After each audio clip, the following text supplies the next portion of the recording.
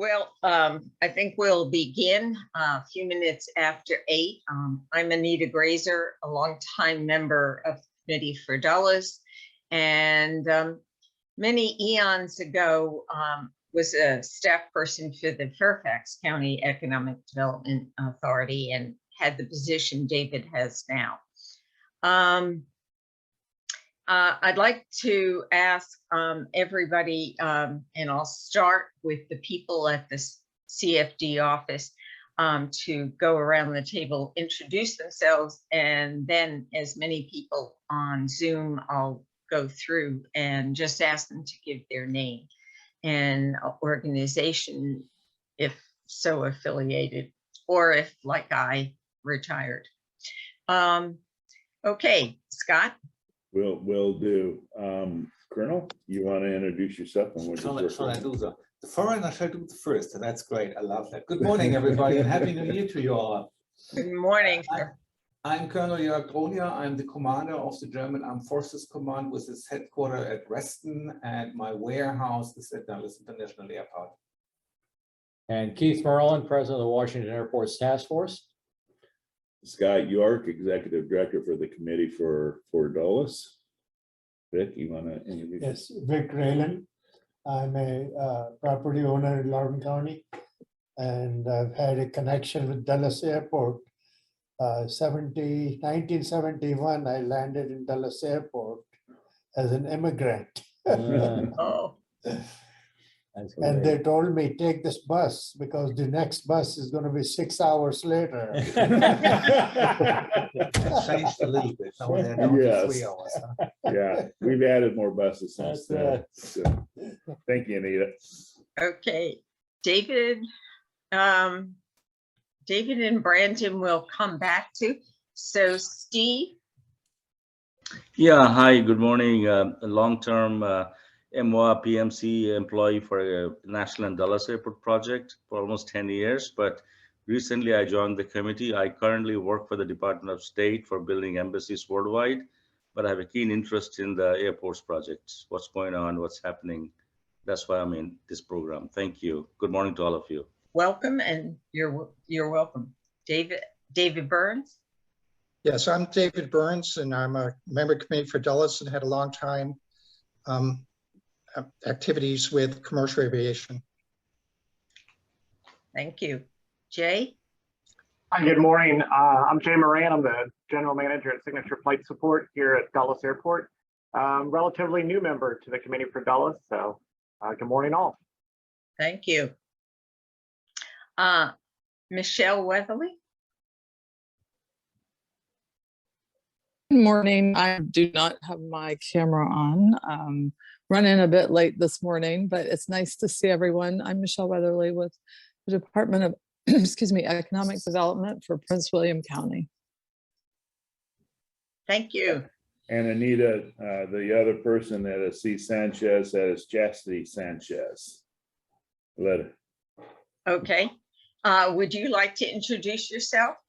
Sure. Good morning, everybody. And I know Scott, and so I represent employment enterprises under Lovey Hamill and for any sort of office professional staffing. So we like to understand what's going on in our community, and especially with the airport, the Silver Line, very exciting things, and being able to partner with more businesses and expand that candidate panel for everyone. So thank you for having us.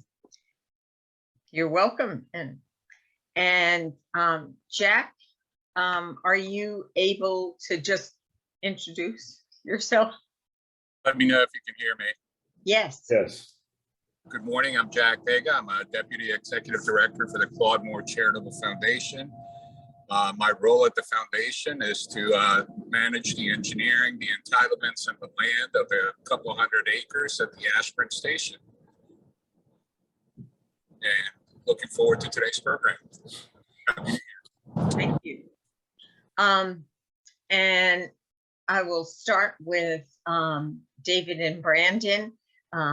David Kelley is the Director of National Business Investment for Fairfax County Economic Development Authority. And Brandon, your title, and you're now an authority. So maybe you could tell us a little bit about that when you do your part of the program? Okay, I will turn it over to the two of you. They have a program arranged and are going to tag team back and forth. So I believe, David, you said you were going to begin. Yes, thank you. And thank you for having us and inviting us to speak today. First, I'd like to thank Scott York for his leadership when he was chair of the Loudoun County Board of Supervisors. His vote was the vote that got this all going for the second phase. So we should all be thanking Scott for that. But the economic impact of the Silver Line, if we could go to my first slide, has started first in Tyson's, and now with connections to Innovation Station in Loudon, the economic impact is going to be phenomenal. As a headquartered tech and international hub, the Reston-Herndon corridor is expected to continue its growth, especially with the opening of the Silver Line phase 2. I would like to talk a little bit about the existing office market and company presence.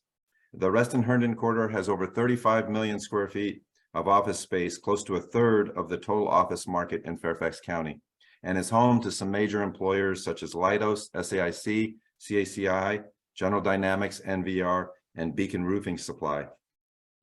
As a major tech hub, several large tech firms have presence along the corridor, and those include, and you can see some of them listed on the slide, Microsoft with over 400,000 square foot expansion, Google over 100,000 square feet near the Wheelie-Reston East Metro Rail Station, Facebook, now called Meta, and Amazon Web Services East Coast headquarters, and Fannie Mae. And being situated between the Dulles Airport and Washington, D.C. has made this corridor an attractive location for international companies such as Airbus America's U.S. headquarters, Volkswagen Group's U.S. headquarters, and Rolls-Royce. During the pandemic, we saw a healthy activity with some of these announcements. Qualtrics with 85,000 square feet. Starkiss moved headquarters from Pittsburgh to Reston Town Center, 24,000 square feet. Again, I talked about Microsoft adding 400,000 square feet and also 1,500 jobs. And Blue Origin with a recent announcement of 30,000 square feet along the Silver Line. CACI, Peraton, and ICF moved their headquarters to the Reston Town Center. Over 12 million square feet of office space is in the pipeline, and all concentrated within a mile of the Silver Line metro stations. And with my next slide, I'd like to talk a little bit about the Reston-Herndon corridor, the construction activity.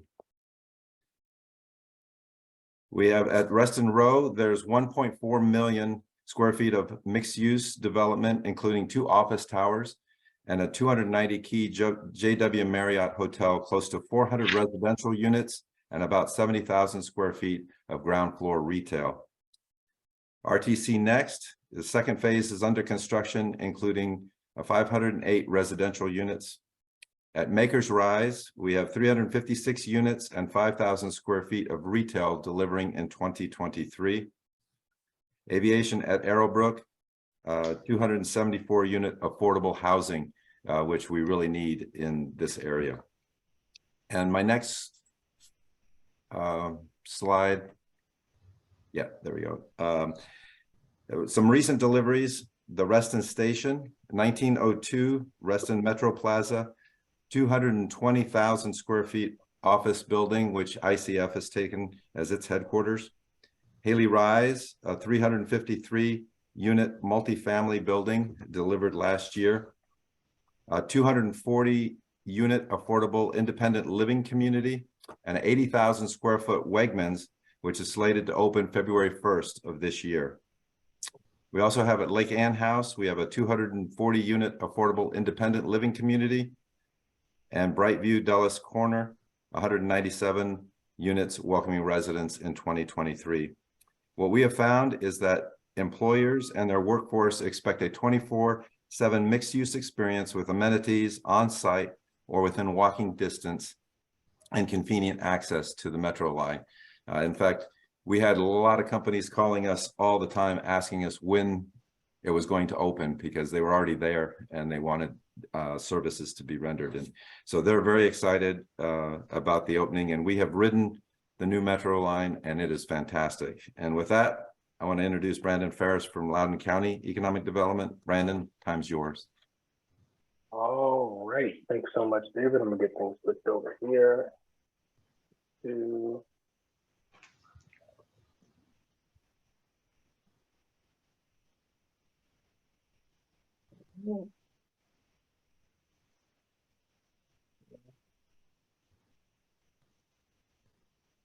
boom, there we go.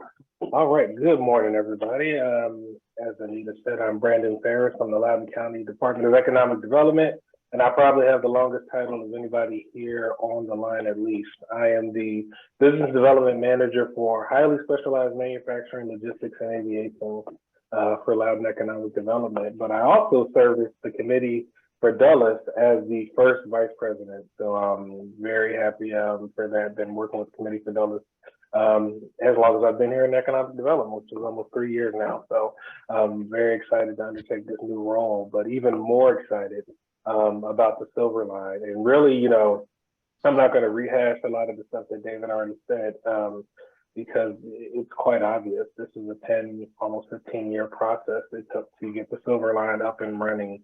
And now that it is rocking and rolling, you know, we couldn't be more excited for the possibilities that it is creating. So far, it looks like the Ashburn and the Dulles stations are the most popular, most used in terms of passenger travel. And we expected that, of course. People are taking the metro to the airport, of course, to and from the airport, but also folks are taking advantage of the beginning, as we like to call it, of the line here in Ashburn and riding downtown. We've ridden it a few times downtown. It takes, I think they lied, it takes a little bit less than an hour to get to Metro Center. So it's not a whole hour, less than an hour to get there. It's a great experience, it's a great ride, and people are super, super enjoying that. And the businesses are excited, as David mentioned. For us here in Loudoun, as you guys know, I have a very increased focus on manufacturing and logistics and aviation. An important portion of those career fields are people being able to find qualified individuals within those pay bands, within those skill sets. Unfortunately, housing is a little bit out of the price range for those employees. So having public transportation that's cost effective, reliable, routine, and regular makes it more advantageous for those companies to locate here and to be able to find those workforces. In fact, United announced recently that they're adding 1,100 jobs. They're not adding 1,100 top tier jobs. They're adding people to work and support the facilities of the airport. So having metro access that expands from Loudon through Fairfax down to Arlington, Alexandria, into DC and Maryland opens up the opportunity. So I can't wait for our next career fair to see what kind of people we're going to get coming in and what kind of turnout we get. So the businesses are excited all over the place, and we can't wait. And along with that interest comes the economic excitement, the economic diversity. As I mentioned, manufacturing. I'm also heading out at the end of the month to Las Vegas. Somebody's got to do it, Scott. I'm going out to Las Vegas to a supply chain and logistics conference to talk about how we can increase potential supply chain and logistics operations here in Loudon, Fairfax, and Dulles. So, you know, again, the metro is important to that because not only does it add those employees, but it also, you know, kind of helps circulate transit lines, whatever goods and services we can get. If we can prove that this region has a transportation infrastructure and a model that's kind of comparable to most major cities and metropolitan areas, it puts us at the top of a lot of lists. So we are very, very much excited. And again, to echo David, thank you, Scott, and thank you to the previous board for making sure that this got through. One vote has changed the world. So think about that next time you guys vote as well. Brandon, the truth was it was a unanimous vote on Loudon County standards at the time. By Loudon standards, it was unanimous. But we do have what we're calling the silver effect that's happening right now. So currently we have we're working on our housing issues. So we have put a lot of focus into approved residential units in Ashburn, really focusing on residential. We're not going to find too much mixed-use spaces out there. Focusing on residential units, 224. In Broadlands in the Ashburn Metro, we're adding 774 units, as well as almost 425,000 square feet of mixed-use office space. Gramercy and Loudon Station are seeing increases in residential homes and units, and again, that mixed-use space. Moorfield Station, which is, we're super looking forward to the developments coming out of there. Hopefully, we'll be able to take advantage of some potential news and things that are coming out of there that we can turn that project into something that we projected it to be, is all I'm going to say about that. Ravana Innovation Station continues to be a Loudon and Fairfax thing that we're looking most forward to. It's been a little slow going with the funding and tax things that they're going through, but there are still high hopes that the project will proceed, and we'll start seeing some openings around 24, 25 potentially. And then in Waterside, there's some developments going on down there. So in all, we've been approved to add over 17,000 residential units and almost 22,000 square feet of mixed use space. And this is all thanks to the availability of the metro station for us to have product available for those high quality, high demand employers to come in, fill those spots, and they can also live and work here in our area. So we have been working very hard to make sure that we have product to go along with the metro. And then again, if you have any questions for David and I, we'll go ahead and open that up to you guys. But again, as David mentioned, and as Anita mentioned, we're really focused on working together as a team. We work together as a part of NOVA EDA. We work with VEDP to continue to ensure that we're communicating and working as partners. Again, we're working on being that rising tide that raises all ships here in Northern Virginia. Yeah, and just so you know, we were leading the NOVA Alliance last couple of years, and now it's Loudon's turn. So they're leading that effort as well. So it's fantastic, and we can't wait. We're working very closely with Loudon County, but also the other counties as well. I have a question. When you do work together as NOVA ED, do you do that specifically with somebody who comes in with an inquiry, or do you do that on marketing outreach meetings? It's a little bit of both. So we recently, as David mentioned, Loudon recently took over as the lead of NOVA EDA. So we just had a project close out recently where our office was kind of the lead for consolidating all of the replies and putting forth a NOVA EDA specific package. So it is marketed specifically as NOVA EDA. It's not Loudon, it's not Fairfax or Alexandria. We have business cards that actually say NOVA EDA on them. All of our marketing materials are here for NOVA EDA. Yeah, in fact, my business card, the front is Fairfax County and the back is NOVA EDA. So yeah. Right. Got it. Thank you. And second follow-up, and then I'll turn it over to anybody else. Second follow-up is in regard to the Silver Line. They may not ask for the Silver Line, but are inquiries that may be coming from outside the region specifically asking about public transit opportunities for their employees to get to work? Yeah, in fact, when we're working with companies that are headquartered in the Bay Area, they ask that. That's one of their first questions that they ask is what is our ability for mass transit and how easy is it to get from point A to point B? So that is, and then also from on an international perspective, I think that's why Volkswagen and Airbus and a couple others are here, is because they can fly in from their headquarters in Germany or Europe and fly into Dulles Airport and then get right on the Silver Line and get to their office. So that's been a key factor for quite a few of the companies, and even Starkist, when they moved here, that was one of the things that they were looking at. Exactly, and we're seeing the exact same things. That's always the first question, particularly in larger companies that have a large employee base. They're looking for how they can get their employees, in and out as cost effectively as possible. Okay. Are there other people on our call this morning that would like to ask folks a question, if in person or via Zoom?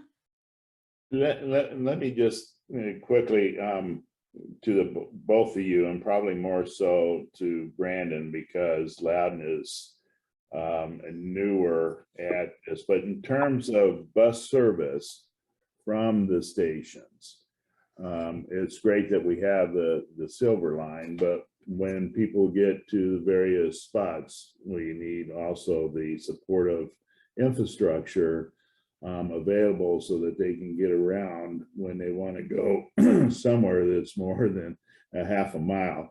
So what's being done to make sure that that infrastructure is in place now that the Silver Line is up and running? Yeah, thank you for that. I meant to mention that Loudon has kind of stepped up their Loudon County Regional Transport, well, not regional, but their county transportation in terms of the buses. So we have buses that run kind of all throughout Ashburn and parts of Sterling, over to Brambleton and things like that. Everything costs $1. It's $1 to get from one Loudon over here and things like that. So as the need increases, the transportation department has said that they will increase bus services as needed.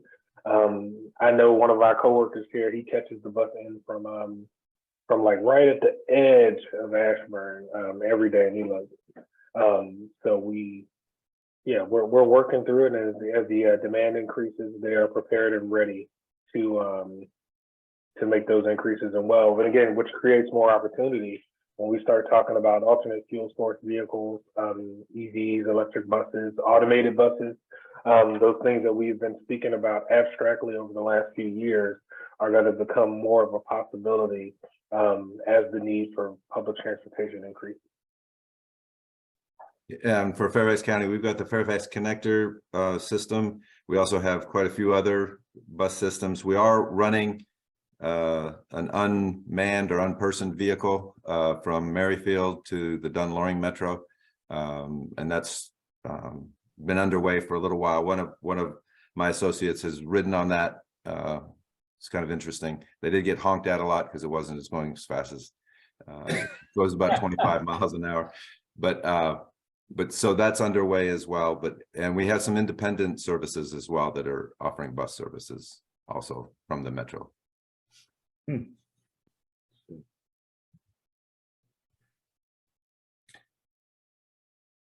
Gentlemen, have any questions? Yeah, Colonel. Thanks a lot. Was participating from a European perspective, and I lived over the last 15 years in Berlin, so I'm quite aware about what does it mean to have public transportation instead of using your own car. That saves a lot of time, if not to save money as well. I know that the extension of the Silver Line is just in for about 2 months. Are there any numbers already shown that it is really accepted by the people working here in the surrounding, or is it too early to determine that? Yeah, Metro hasn't rolled out their official numbers yet. The numbers that I was speaking of about the usages from Ashburn and Dulles kind of were mentioned in a meeting in Fairfax County. Actually, I think it was one of the board meetings where they mentioned them preliminarily. So we probably won't see the official numbers until maybe the end of the first quarter of this year.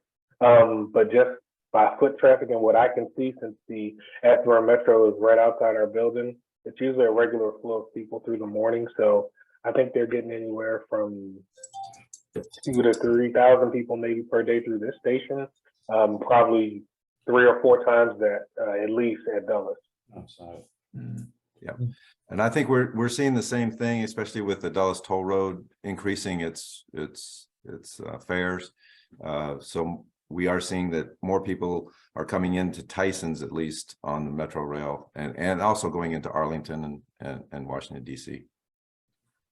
Thanks. You mentioned Ravana earlier, Brandon, in one of your slides. How's that going? And Loudon's leading, Fairfax is following on that, right? Yes, As far as permitting and getting it going. right, about 2/3 of, just like the airport, about 2/3 of Ramada is in Loudon, and the other 1/3 or so is in Fairfax. So far it's been going well. I know that some things are above my pay grade, but I know that there were some concerns and a lot of heavy discussions around funding in terms of tax-related funding for it. I know that they've been working through those issues, and the belief is that it's still on track. So I'm not sure what David has heard, but that's kind of where I think things are. No, that's exactly what I've heard as well. Great.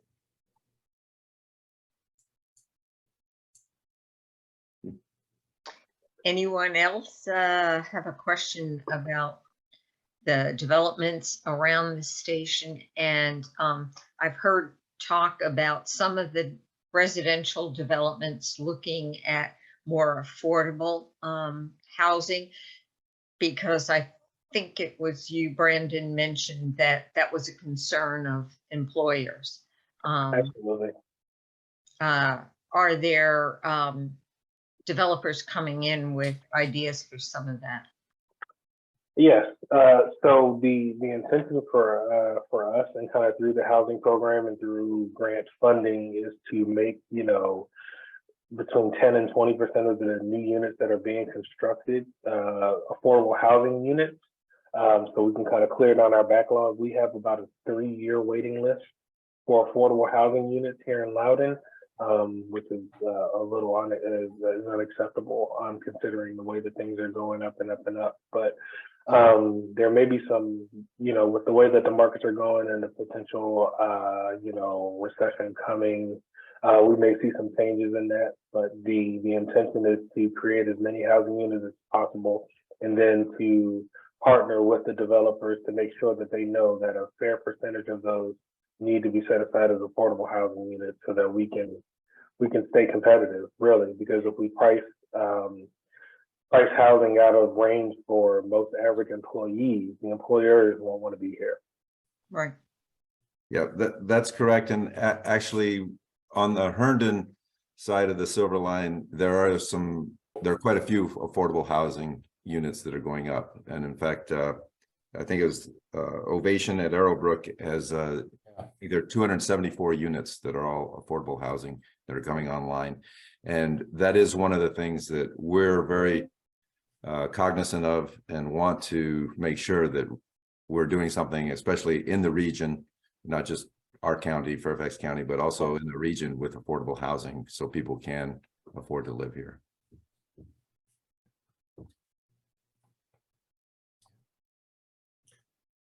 So I'll jump in with another question. Looking into the crystal ball, where do you see all of this in 10 years, development wise? We've got all these plans, but I'm just curious of what you think what it'll be like in 10 years out there. Yeah, interesting. I'll go first with this one, David. So for me, honestly, like, you know, I never thought the perspective of large office development was the greatest of ideas. However, as the wave kind of rides out, teleworking and people getting more comfortable, you'll probably see larger office communities, larger companies with office space, and smaller companies continue to work remotely from home. So I think the investment in office space of a certain size is good, but we're also making sure we diversify that product with mixed use spaces in terms of flex space, industrial, other commercialized space that can be used just in case the changes to office space, you know, are permanent, or, you know, never come back to the levels at which they were. So I think in 10 years or so, we'll probably see a more developed transit system in terms of buses, automated shuttles, and a return of those office spaces and housing units that go up. And we're going to continue to see our populations grow out here. We're going to continue to see developments around, if I have anything to do with around manufacturing and kind of high technology usage will continue in this space. We'll definitely see the data centers slow down a bit here because we necessarily won't have the space for them. But we will see an increase in kind of technology-based next generation companies. Yeah, I think we're going to see a lot of high-tech companies coming in. I think with the data centers, they're able to have smaller product in the data centers. So I think the data center growth will still happen, but as servers and everything becomes smaller and smaller, the size of that, I think we're really well fit to continue that process. And I mean, coming out of Loudoun County, Prince William County, we've got a couple data centers that are going, a lot of traffic is coming through that. So I think that's still going to be key for us. But we're going to see a lot in high tech and also automation with, you know, I heard someone say in 2050, there are going to be no cars that are being driven by people. They're all going to be autonomous. And so who knows if that's going to happen, but you asked for 10 years.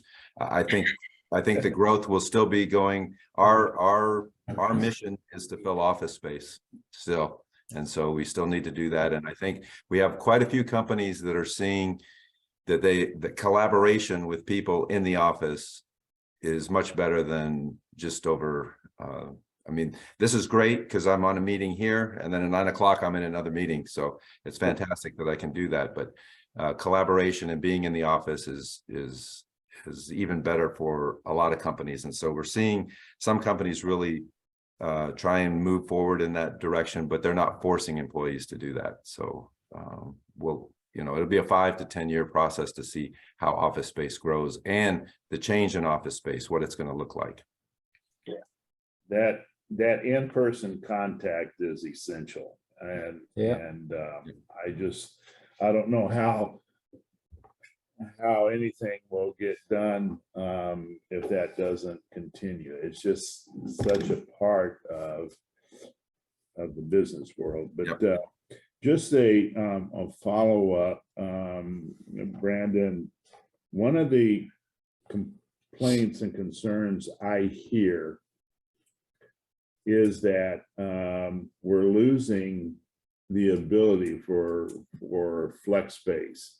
And the concern that I hear is that the mom and pop shops, the smaller businesses, are running out of places to be able to go and to house their businesses.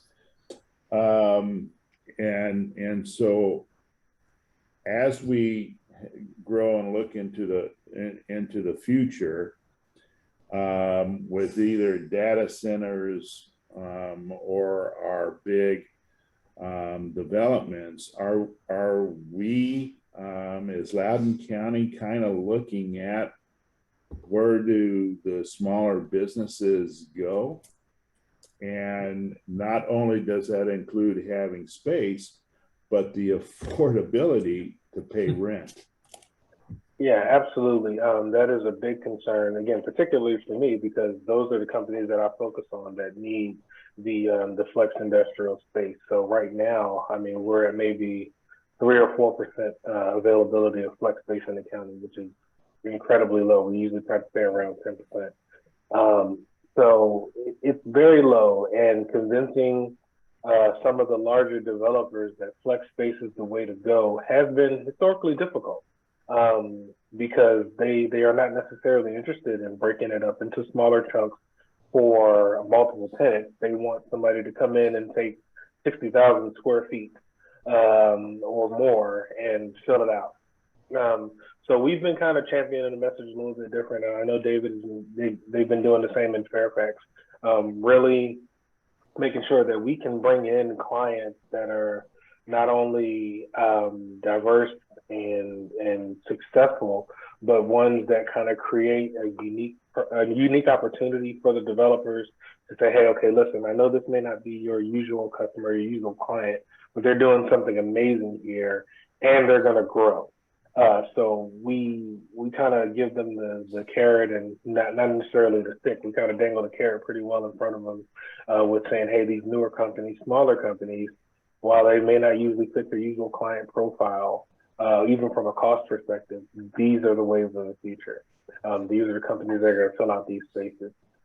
So we've been talking and folks have been listening a little bit. We got some stuff going on down around the 50 and 28 corridor, about 250,000 square feet of mixed use industrial spaces coming up there. They're going to look to put one large tenant and then in about 50 or 60,000 square feet and then break out the rest into smaller units.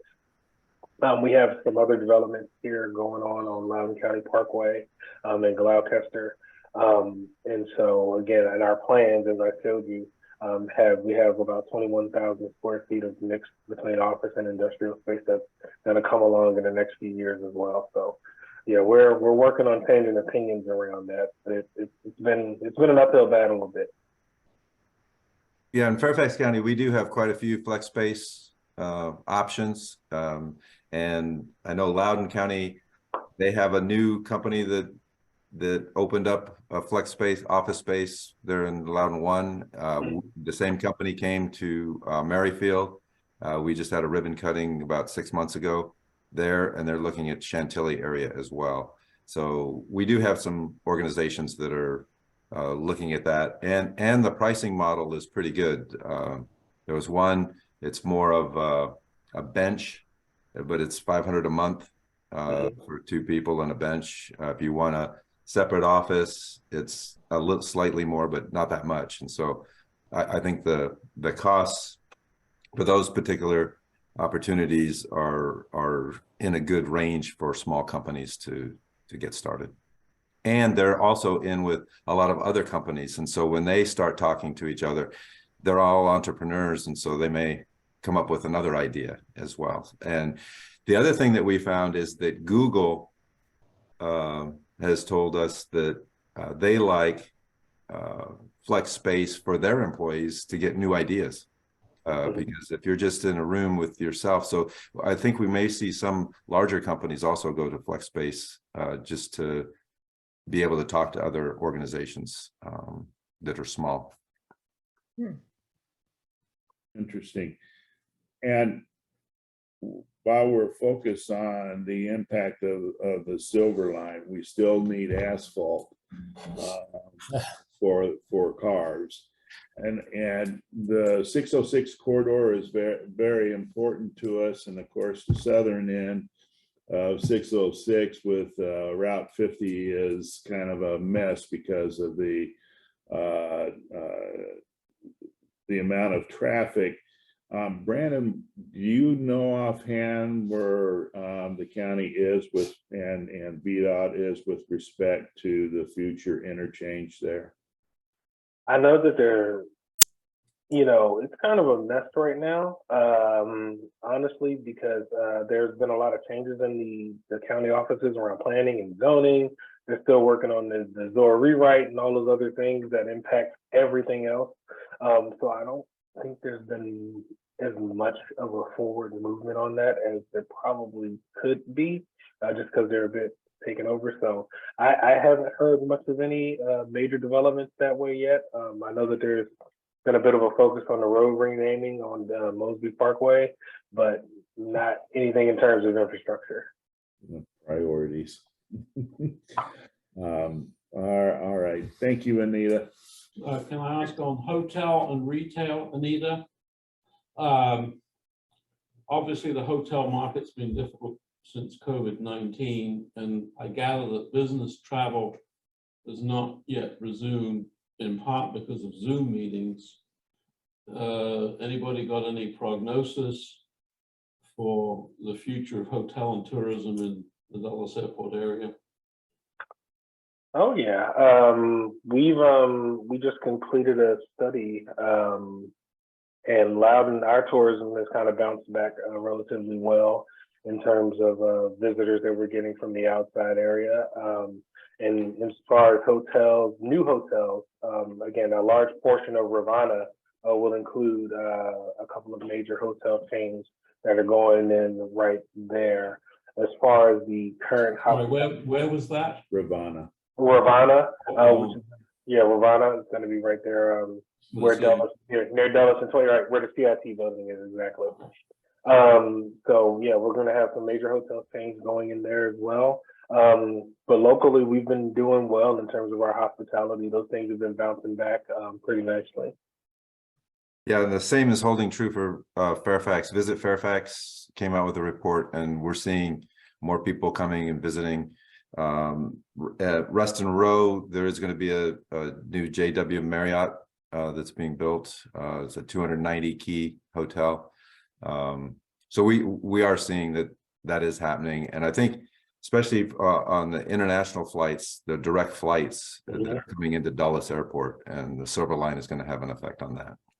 Right. We won't likely see, to your point, we won't likely see a large increase in business travel. It's still down everywhere.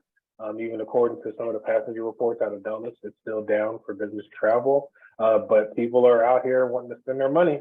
So tourism is bouncing back pretty good. I will just interject anecdotally at the end of last year as I was planning our various events for this year. We have 5 CFD luncheons, and I send out an RFP to several of our member hotels. And the good news is that, well, actually the bad news is it was hard getting some of the dates secured. The good news is it was hard getting some of the dates secured because the hotels their businesses are starting to pick up. So hopefully that will continue. And I know at the last DMAC meeting, which is the airlines meeting with the Airports Authority at Dulles, the numbers, the pre-pandemic numbers are being reached again. It is a different clientele, I guess, if you would say, passenger makeup, obviously, but the numbers are happening. And the only number that, or the only thing that really registers me, when I go to the airport, if the numbers of passengers are pre-pandemic, I can't get a parking space very conveniently now. It is tough. No, the hourly lot's full. Whereas pre-COVID, it was never an issue. All right. So things are happening, but You might have to hop on the metro, Scott. Well, the average, the numbers that we had, the year to date, Dulles was around 11% below 2019, going up through October. They didn't have November and December for passengers. Yeah. But the Christmas break from the 16th through the 2nd of January, they were only 2% below 2019 levels. So that's good. And to your point, Brandon, the question that was asked, it seems like a lot of the business travel is mixing with tourist travel. That's the kind of travel that they're doing right now. It hasn't gone into the pure road warrior Monday through Friday thing yet. That hasn't returned. But a lot of people going out for business trips, taking the family, mixing it up with recreation also. So we're seeing more. It's a change, but I forget who said it, whether David or Brandon said it earlier. It'll take a few years really to sort out to see what that finally is going to settle, the new work style, office or home, and that combined. But definitely a change. And on retail? Yeah, we're seeing the same thing. Well, not quite. So for us, there's been a larger interest in e-commerce, which is kind of driving our interest in logistics and supply chain management and into those warehouse and industrial spaces. Retail has continued to struggle. There are areas of downtown that are struggling to kind of keep folks. Dulles Town Center is going to be retooled a little bit. One Loudon is doing well. They're opening like 5 new stores in the next 3 or 4 months. But again, that's a bit more of a higher end stuff. But the regular foot traffic that you're getting like through the mall or through downtown Leesburg has changed considerably. And again, a lot of that's probably online and kind of post-pandemic recovery. And again, some businesses may not be able to consistently afford to keep up with the prices of property because of the high demand in some areas, or the lack of traffic makes those spaces a bit more expensive so that property owners can meet their numbers. So it's been a bit of a struggle. Yep, we're seeing the same thing, but we're also seeing, since people are going back to the office, like Reston Town Center, a lot of the retail shops are seeing business because, especially the restaurants, because people are back at the office. We're seeing the same thing in Tyson's as well, and Herndon area. But I was just talking to somebody downtown DC who was saying, because the federal workers have not come back, that many restaurants are closing in downtown Washington. Yeah. Oh yeah, absolutely. That's happening regularly. I mean, anytime they're closing TJ Maxx's and Marshalls, you know something is going wrong in downtown. And, luckily for us, between us and Fairfax, you know, a small percentage of our business are direct government employees, mostly contractors and support services that kind of are required to be in the office and required to kind of have that space to work, to produce. And they've always kind of operated off of that shoestring model of the flexibility of working from home or coming in the office. So it wasn't as much of a paradigm shift for them. But I think once the federal government realized that they didn't have to continue to pay millions of dollars to rent office space in DC, where they could just have people work from home, they took the opportunity to save money as much as possible. And obviously Mayor Bowser has announced plans that if the federal government is not going to use the space, to try and convert it to residential in the downtown. Absolutely. Yeah.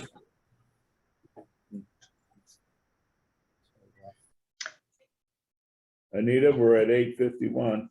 Okay, and are there any other comments or questions? We thank you very much, both Brandon and David, for a great presentation, and thank you for the Q&A, because I think we got into a little bit more about what's happening.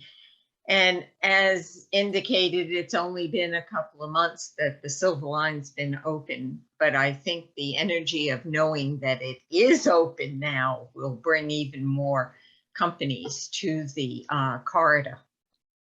So thank you all very much. I hope each and every one of you has a very good and productive day. All right. Thank you for having us. Thank you, Anita. Thank you, David. Thank you. Thank you, Brandon. Thank you. Have a good one. Great day. All the best. Bye-bye. Thank you. Bye-bye. Bye-bye.